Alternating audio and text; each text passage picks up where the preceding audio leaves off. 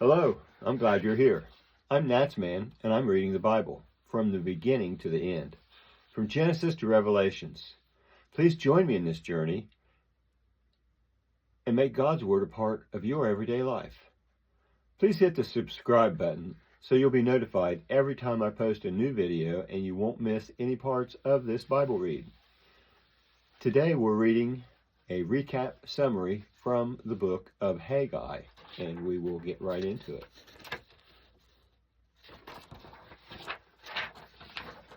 Get the right paper. The book of Haggai is one of the shortest books in the Old Testament. There's only 2 chapters, but its message is powerful, direct, and deeply practical. It was written in about 520 BC during a time when the Jewish people had returned from Babylonian exile and were struggling to rebuild their lives. Though they had started to rebuild the temple, the work stalled, and spiritual priorities faded into the background. Haggai steps into this moment with a bold message: put God first, and he will bless the work of your hands. After 70 years of exile, the people returned to Jerusalem under Zerubbabel. At first, they worked to rebuild the temple, but opposition, discouragement, and self-interest caused the project to halt for roughly 16 years. And during that time, they rebuilt their houses, they planted crops, they restarted the economy, but the temple, the visible sign of God's presence, was left unfinished. Haggai's prophecy begins at a time when the people were experiencing hardship. Their crops were failing, their finances were strained, and nothing in life seemed to yield what it promised. Haggai explains why. God's blessing was withheld because the people put their own comforts before God's calling. In the first message, Consider Your Ways, Haggai, in chapter 1, 1 through 11, says, Consider your ways. It's a striking phrase for the prophet. The people were saying, the time has not yet come to rebuild the house of the Lord. But God replies, is it time for yourselves to live in paneled houses while this house lies in ruin? That's 1:4.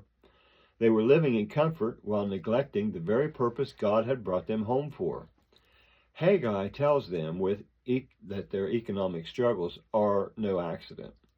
God allowed their efforts to be fruitful so they would re-examine their priorities. God's message in 1:8, go up to the hills, bring wood, and bring the house, that I may take pleasure in it and be glorified. This is a call to reorder life, when God comes first and everything else finds proper alignment. The people respond and they obey in Haggai 1:12 through 15. It's a rare moment for prophetic books. The people actually obey the prophet. Zerubbabel, the governor, and Joshua, the high priest, and the remnant of the people heed Haggai's words. In 1:13, God encourages them with 3 powerful words. I am with you. Actually, that's 4 words. These same words were spoken to Moses, Joshua, David, and others. They mark God's renewing presence. Strengthened by God's promise, the people restart the temple work within 3 weeks. In Haggai's second message, 2:1 through 9, be strong, my spirit remains. About a month later, the people became discouraged. Some who remembered Solomon's temple thought the new one would never match its former glory. But God's message is pastoral and uplifting. Be strong, for I am with you, and my spirit remains among you. Do not fear. Then comes a remarkable prophecy. God says the future glory of this new temple will surpass the former one, and in this temple he will grant peace. Christians later understand this ultimately fulfilled in Jesus Christ, who walked in that second temple centuries later. Haggai's third message in 2:10 through 19 is Holiness Matters. Haggai speaks again about the importance of holiness and obedience. The people had resumed the building, but they needed to understand holiness isn't contagious, but sin is. God reminds them that his blessing rests not merely on outward action, but on obedient hearts. And then God gives a turning point promise in 2:19, "From this day on I will bless you." Their renewed obedience would bring renewed blessings. Haggai's fourth message in 2:20 through 23 is that God will establish his kingdom. The book ends with a personal message to Zerubbabel. God tells him that though nations shake and empires fall, he has chosen Zerubbabel as his signet ring, a symbol of authority and divine approval. This is messianic in tone. Zerubbabel becomes part of the lineage leading to Jesus, God's ultimate chosen king. The major themes of Haggai are: 1. Put God first. The heart of the book is the call to reorder life on God's priorities comes before personal comfort. When God is first, blessings flow. 2. God's presence is the source of courage. 3 times God says, "I am with you." His presence empowers his people to rebuild what seems impossible. 3. Obedience brings blessings. Not a prosperity formula, but a spiritual truth. Living in alignment with God invites his favor. 4. God is building something greater.